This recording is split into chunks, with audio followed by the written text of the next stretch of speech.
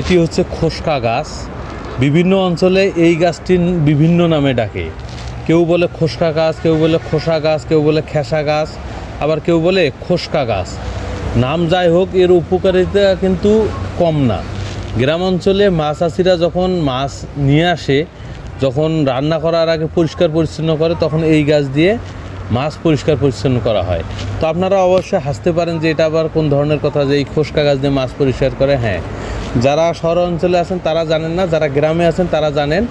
এই খোসকা গাছের ইটা হচ্ছে খসখসে এবং শিং, বোয়াল এবং চিতল, খৈলা এবং মাগুর মাছ, এর মাছগুলো যদি আপনি এইটা দিয়ে ঘষা দেন, তাহলে একবারে যে পিচ্ছিল যে একটা আঁশ থাকে, এগুলো সব পরিষ্কার পরিচ্ছন্ন হয়ে যে খুব সুন্দর একটা পরিষ্কার হয়, যেটা বলার মতো না। এই খোসকা গাছের এই যে চমৎকার একটা উপকার, এটা আসলে কেউ জানে না।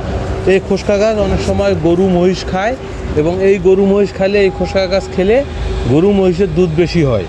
তো এই খোসকা গাছ দেখবেন যে হরহামেশাই পাওয়া যায়, রাস্তার ডানে বামে সব জায়গায় থাকে। বিশেষ করে এই খোসকা গাছে একটা প্রাকৃতিকভাবে একটা পাখি বাসা বাঁধে, সেটা হচ্ছে টুনটুনি পাখি বাসা বাঁধে। এইরকম করে সুন্দর একটা বাসা বাঁধে, যেটা বলার মতো না এবং ভাষায় প্রকাশ করার মতো না।